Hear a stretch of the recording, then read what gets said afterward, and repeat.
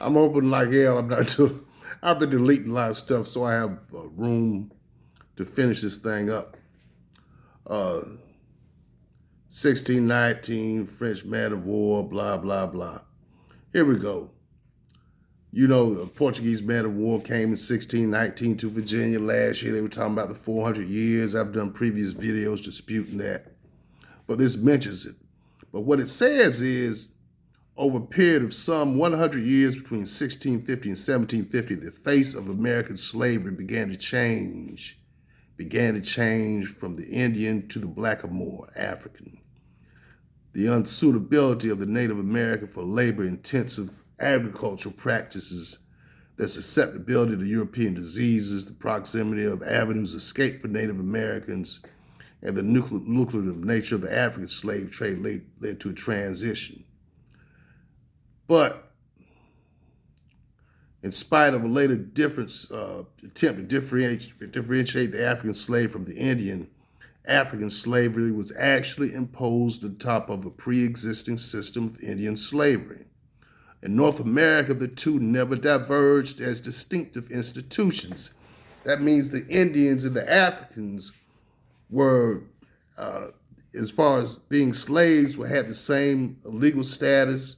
They intermarried, they coexisted, they went through the same process of breaking and brainwashing as each other. In addition to working together in the fields, they lived together in communal living quarters, began to produce collective recipes for food and herbal remedies, shared myths and legends, and ultimately intermarried. See, this is why I deny or call into question this idea of all this African influence on our culture. I'm not saying it isn't there, but I'm saying we try to discount the Indian culture. I'm getting ready to show you a part of a slave narrative that will blow your mind. Apart from the collective exploitation at the hands of colonial slavery, read White, Africans and Native Americans possess similar worldviews rooted in a historic relationship to the subtropical coastlands of the Middle Atlantic. Relationships between them was more extensive and enduring than observers acknowledged. The intermarriage was facilitated by a disproportionate number of African male slaves to females, 3-to-1, and the decimation of Native African males by disease, enslavement, and prolonged war against the colonists. That was about 4-to-1. So the natural mating couple was an African male and an Indian female. And it says the largest majority, come on now, get this right now. Large majority of those enslaved were women and children, in accordance with historic patterns of warfare among Native Americans. Therefore, the largest number of Native American slaves in the early Southeast were women. There are as much as 3 to 5 times more Native American women than men enslaved. Slave owners often desired African men to work the fields paired with Native American women to work the fields. John Norris, this is my favorite. A South Carolina planter estimated the cost of setting up a plantation in Primus. 15 good Negro men at 45 pounds each. That's 45 pounds British sterling. It's monetary units, a currency, not a weight. A total of 675 pounds. Item, 15 Indian women to work in the field at 18 pounds each. Comes to 270 pounds.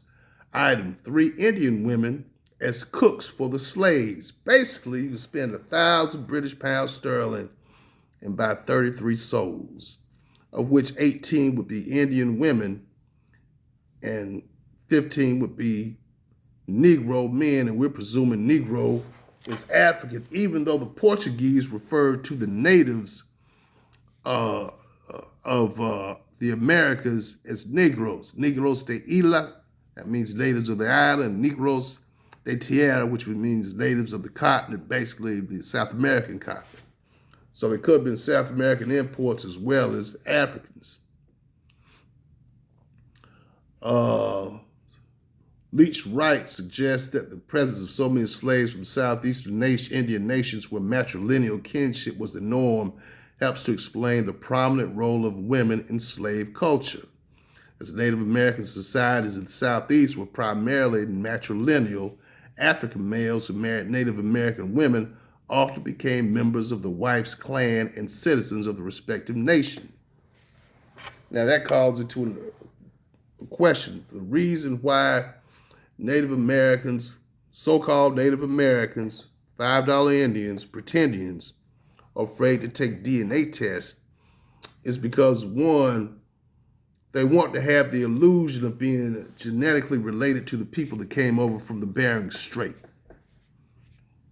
That gives them their claim on the land. And they know they are not them. They know they have more European than Indian in them, or than Asian in them. They understand that. And we'll talk about the DNA hoax later on in another video. I come to think of it. It's not that the whole thing is a hoax. It's just the interpretation is based on white supremacist assumptions. Anyway, this is my third video this morning. It's probably enough for me. But please get your hands on that document. It'll open your eyes. And it's not just a document itself. It's a paper. And like all papers, they may be slanted in their opinions and assumptions, but the treasure is in the references, the books, the index, the source documents. That's stuff you can use on your own. Anyway, time is up. Peace. I'm out.